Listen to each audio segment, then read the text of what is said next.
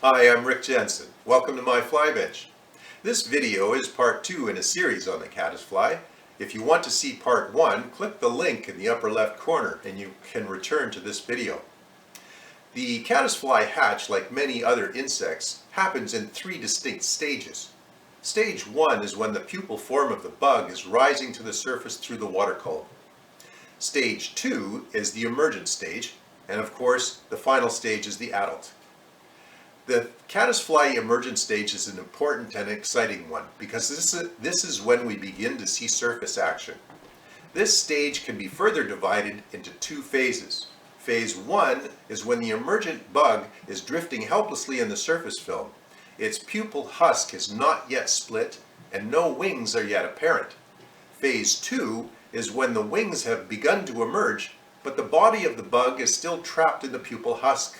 It requires a different fly and a different approach. In today's episode, we're going to look at phase 1 of the caddisfly emergent.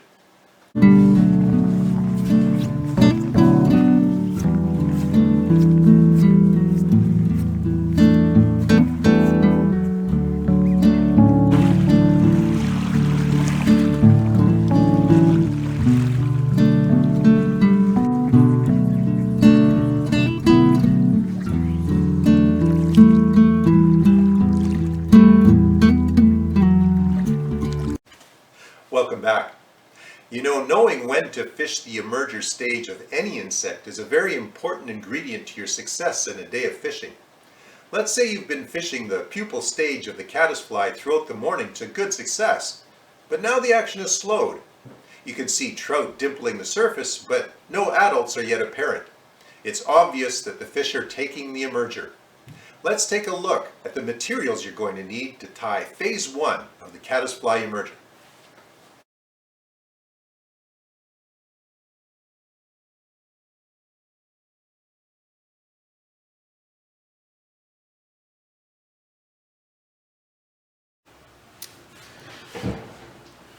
Into my vise I have a Mustad number 8 standard length hook.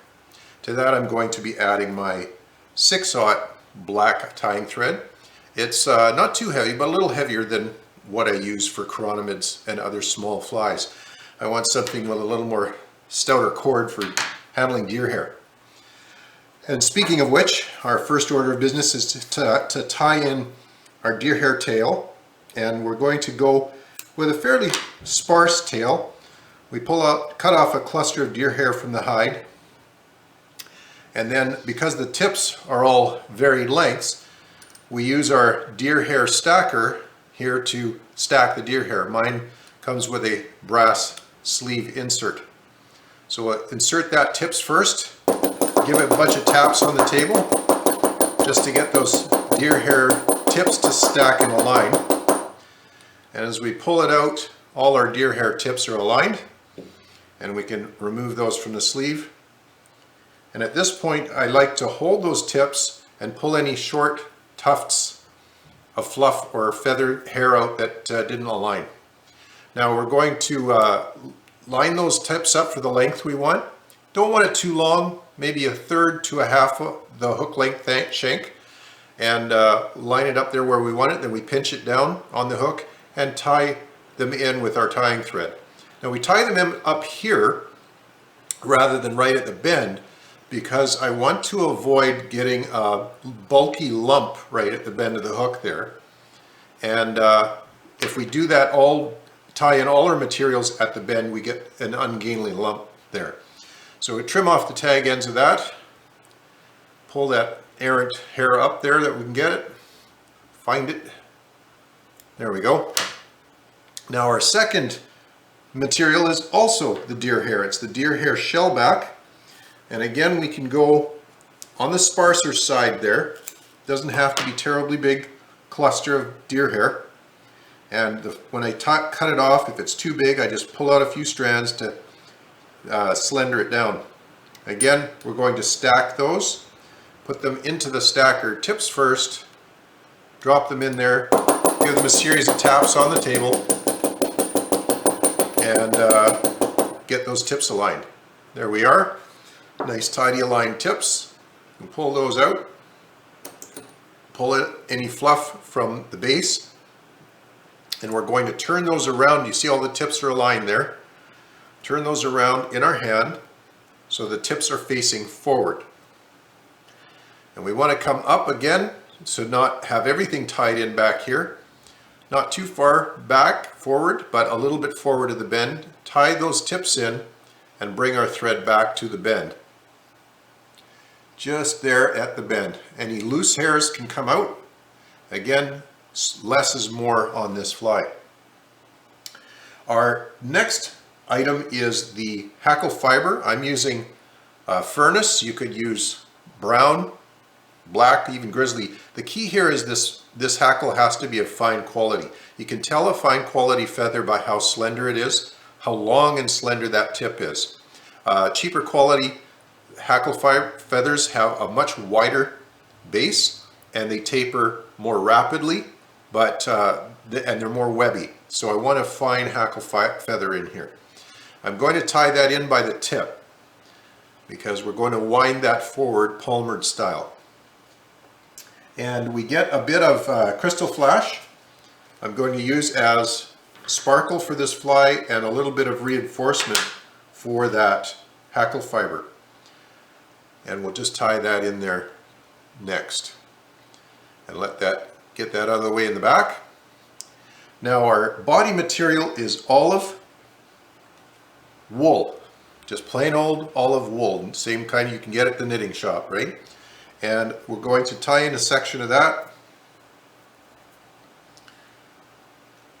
at the bend there, and then bring our thread forward to just in front of where we tied in our first deer hair. We're going to bring it up short of the eye so that we can close off our fly there. Now we're going to wind our successful materials forward, starting with the wool. Get that wound, cover up that black thread. Wind that forward. Now we've got a small widening there, but it's not a huge ungainly lump, and so it's perfectly fine for this fly. And we bring that forward, give it a couple of wraps there to try to even it up at the front, and tie it off. And then we'll give that a wrap in front, cut off our tag end. Next we wind forward our hackle feather, trying to leave the crystal flash behind. And if I can find that crystal flash, I'll get it out of the way there. There we go. And we start winding that hackle forward in a palmered fashion, so meaning spiraling it with gaps in between, as you can see there. You can see those feathers reach just short of the shank of the hook, the bend in the hook, the barb. If you've got a really cheap hackle, those long webby ones will hang out well below the point of the hook, and they imbalance the fly. We'll cut that off. Now we wind our crystal flash counterwound around the body of the fly, trying not to trap too many of those hackle fibers. We just put in there and we kind of give it a little dance and wiggle it to wind it through those fibers. And this adds a little reinforcement to that palmered hackle, so the fly lasts a little longer as it's getting mauled by the trout. Try to make those wraps as even as we can. It makes a better looking fly. And then we get that tied off also at the head. And one wind there.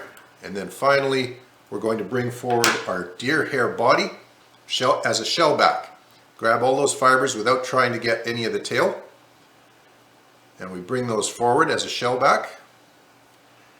We hold those firmly in place and give them one loose wrap, another one, and then cinch down, tighten, and secure that head in place. Now we're going to cut off this, but not flush. We want to leave a little tuft about an eye length of this hair as a little sort of wedge shovel nose on this pattern.